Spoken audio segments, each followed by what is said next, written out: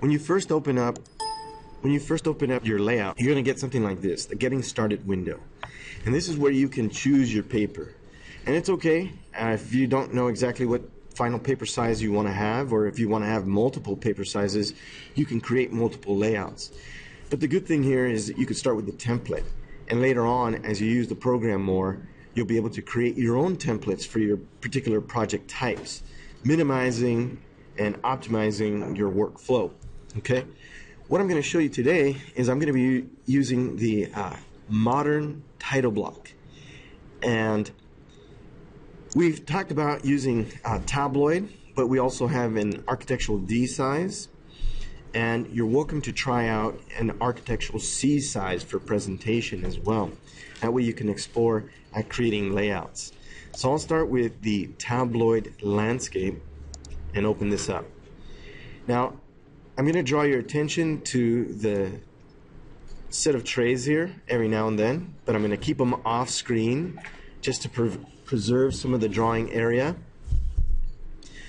So what you can see here in the pages tray, I've got both a cover page and I've got an inside page. And what you could observe here is in this tray, you'll be able to add more pages, blank pages or default pages, or you can even duplicate pages or take away pages. To reorder the pages, all you'll have to do is click, hold, and drag in the order that you desire. As well, you'll need to take a look at layers, because layers is what's going to allow you to select and edit information. You'll notice here that the pencil will indicate to you what is the current layer, meaning anything that you do, whether you insert a model view or you create graphics, this is the layer that it's going to reside on. For the particular template that we have here, you'll notice that we have additional layers. We have unique elements. These would be elements particular only to the layer, or sorry, the layout in which you're working. Cover page is just the information that's on the cover page. And then here you can see on every inside page, notice the indication here. This would be for something like our titles that you can see here. If I switch over to pages one more time and I show you the inside page, in this particular template we have all the title information off to the right vertically. So this information was drawn once but appears on all the layouts. That would be this indication here using layers. Okay, so because we're using the template, I'm going to take you through this step by step. And I said we were going to start first with the cover page, right? Now you can keep the cover page as is, or feel free to explore a different graphic presentation, right? You might consider using colors that are reflective, representative of your design choices. Whether those design choices are color or material choices, but you can use RGB values to pull out the primary and secondary or tertiary colors that are representative in your design. This way you can really tie together all of your ideas, your images, your plan views to create a cohesive presentation. So by working with the cover page first, let's take a look at our layers here.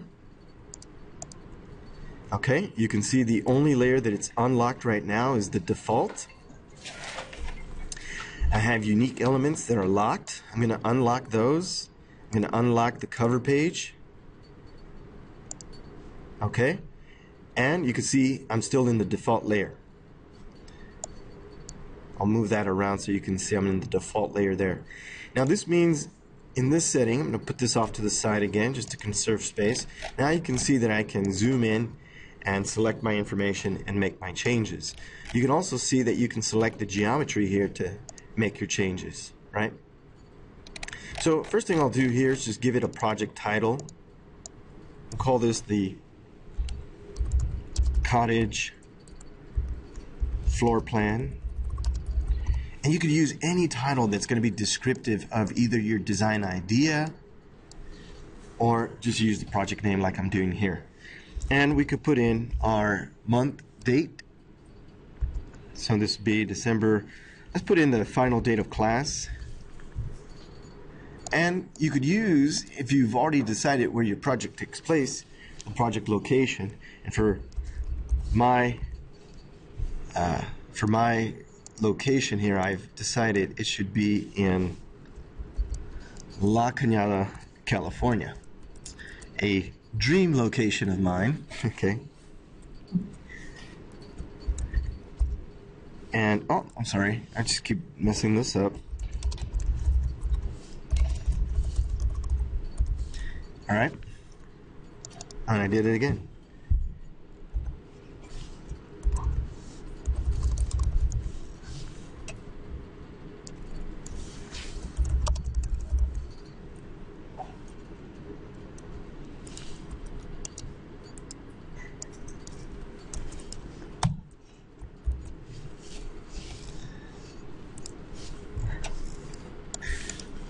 All right, so I've got my titles there.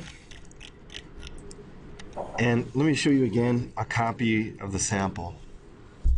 So you can see you'll be able to change the colors of your fonts. You'll be able to change your font colors, even update a logo design. Let's bring in some model views, and then let's use some color using graphics to try to create an engaging presentation, right? So let's go back to our layout.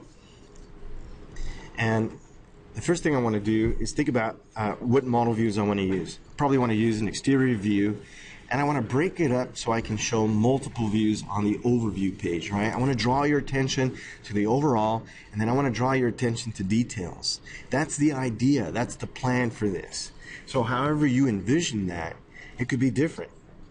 Okay? So let me just show you right now how I use File, Insert to insert the model view. Now I've got a bunch of models here that I'm using. Of course, you'll be using your own. And once you use the insert command, what happens here is it brings in the last saved view from your SketchUp model. Once you have it in here, what you could do is right-click over the view and then select a particular scene, right? You can see there, that's the last saved view. I want to make sure that this is the exterior presentation view, right? Remember that if in your SketchUp model you create scenes, depending on how or the properties of the scene that you save, whether you just save the camera view or the layer properties or the style properties and shadow properties, that's what you're going to see here. All right. So we know that these perspective views do not need to be to scale. But the one thing I really want to think about here is make sure your scene view is large. Notice here I got part of the model exposed, right? It's okay because actually the main information I want to have here is 2 or 3 inches within that view, right? And I'm going to use graphics to crop it. So always try to get a larger view of the model than just the close-up exact view that you want. This will give you more flexibility, right? Now, I've got one view in here, and before I start placing it, what I want to do is I want to think about how I want to arrange it, okay? I want to use color in here. I want to use borders, boundaries, right? So maybe if I start breaking it up, again, if I show you the trays here, what I want to do is use shape style and colors now. Remember that I'm still in the default layer, and the page that I'm in now is the cover page. So I've already unlocked the layers that I need to work with, and now I'm going to just focus on the graphics I want to create, right?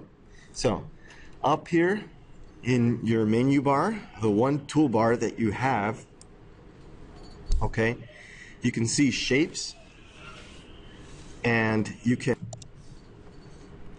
So I'm going to use my pencil here to try to break up my space. All right.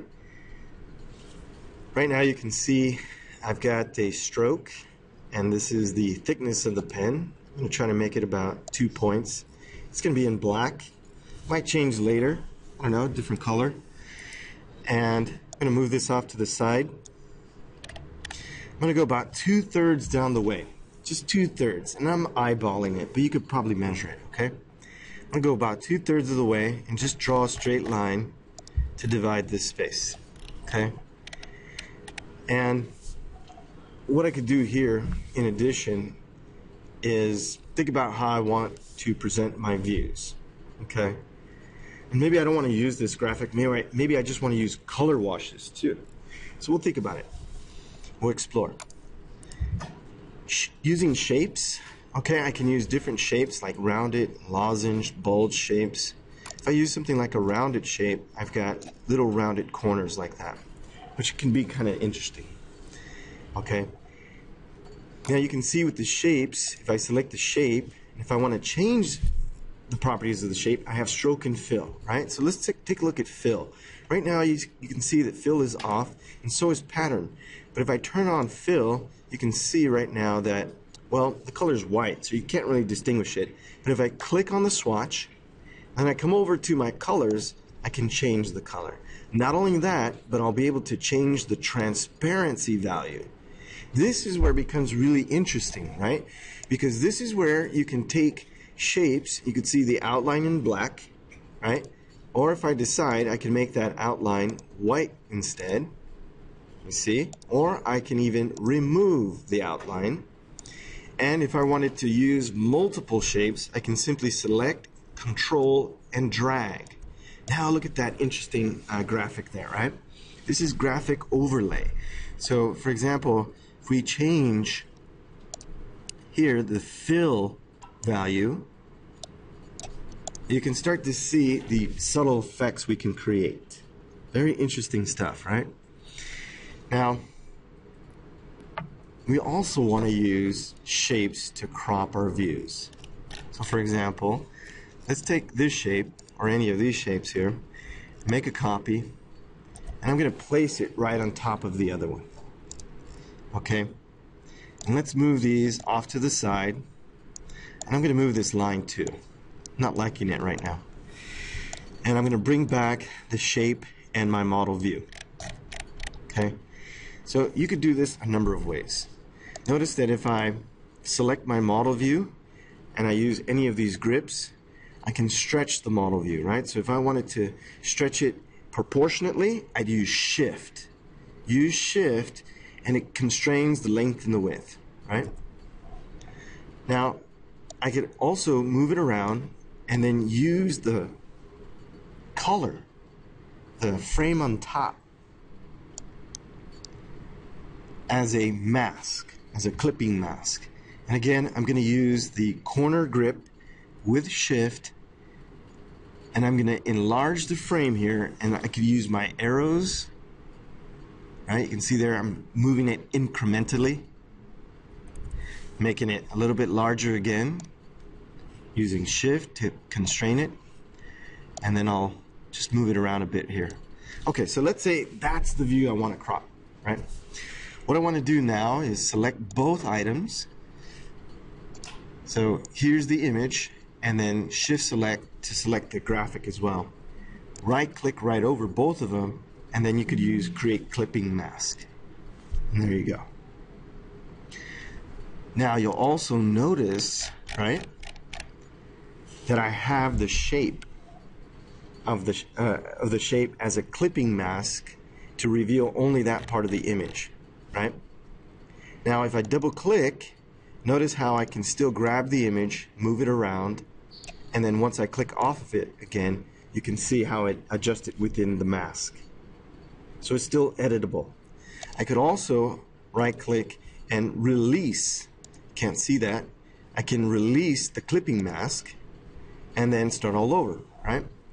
So this would be a really fun part to work with in creating these cropped views, right? So I'm going to reselect the model view, the graphic, right click, use create clipping mask, right?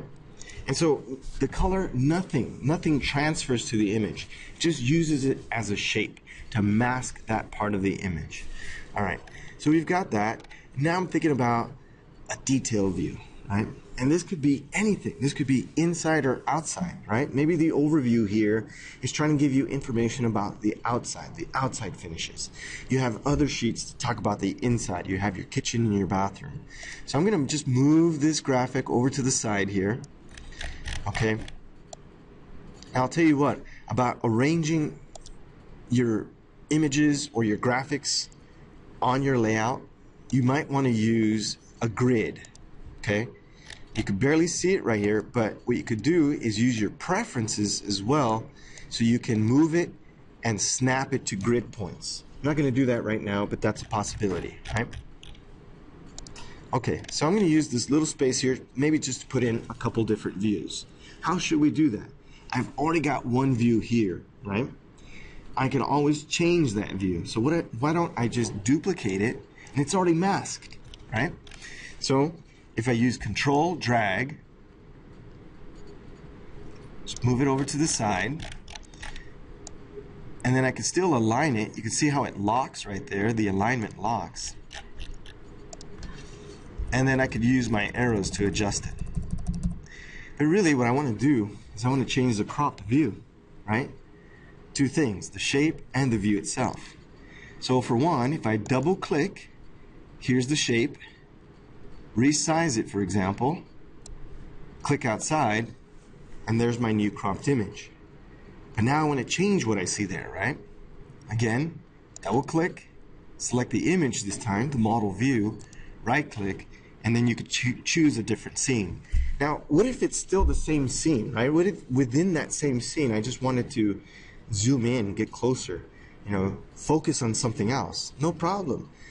Maybe it's not the right view either, right? The right perspective. Here's what you could do. Edit the 3D view right here, right in layout. So let's say when I do that, you'll notice how your cursor changes, yeah? And then I'll turn right, and let's say we're going to get a little bit more detail on the front door and fixture, for example, right? So depending on how you're rotating yourself, you can see head on, you see things more spread out. But if you start to turn at an angle, you start to see them more closely together, right? Just some ideas for composition. Maybe I don't want to focus on that. Maybe there's something on my porch here. If I right click, I can do pan, I could do zoom, I could do just about anything I want to do there, right? Let me bring this over this way,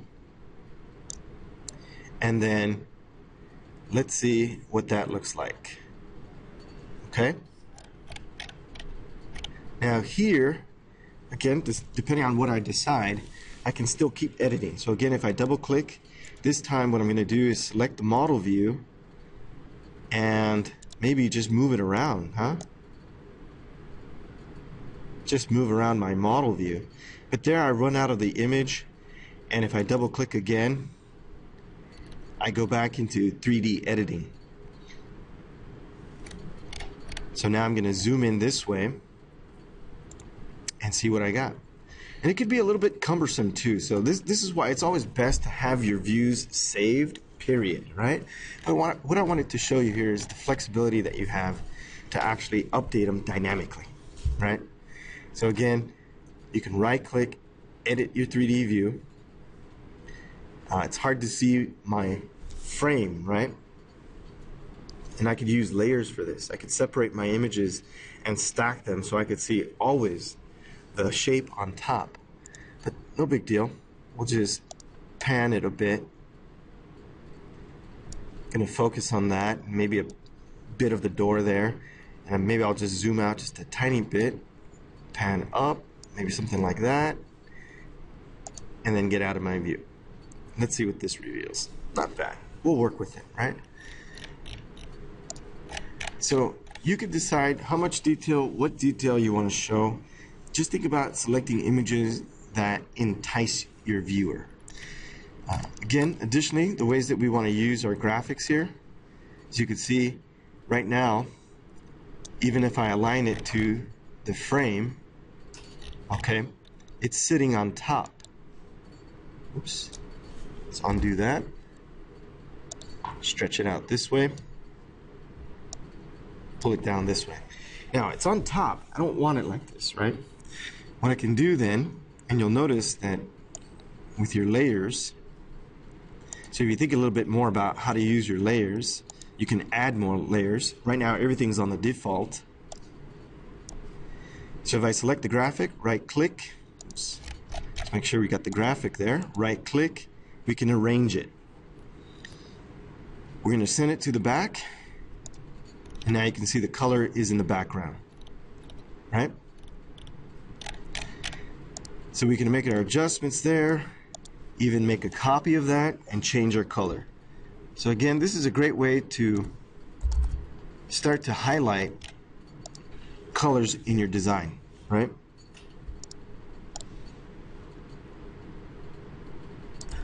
And you could even have overlay if you want, right? That creates an interesting little effect. So as I zoom out and resize it, maybe I want to take a look at my colors here, right? If I look at the shape, what do I want to edit? Maybe I want to edit the fill, right? Here's the fill color right now. Maybe I want to change the color or change the transparency. And then also right click here and send it to the back. So I would just say experiment, explore, and have fun with that, right? And you could even explore using different font styles as well as font colors. For example, if you wanted to embed the title with your colors here, you can make a copy. Again, you can arrange. If we send, let's see, if we grab this stuff right here, deselect that, bring that to the front. It's not working. Deselect that with Shift. Maybe I need to pull this out. Right click over it, bring it to the front. And it may not come to the front because it may not be on the right layer. Think about that, right? So look at this. This is actually a nice little teachable moment. So you can see right here, what layer is that on? That's on the cover page layer, right? If I cut it from there, if I cut this from there, and then I'm already on the default layer and I just paste, now you can see it's on top. Also, if I go to textile here, you can see that's the color of the text. If I select that, I can change it to white. If I go back, I can change it to another style as well. Alright, so we've got good ideas about how we can create a presentation or overview page. Let's go ahead and go on to the next page, alright?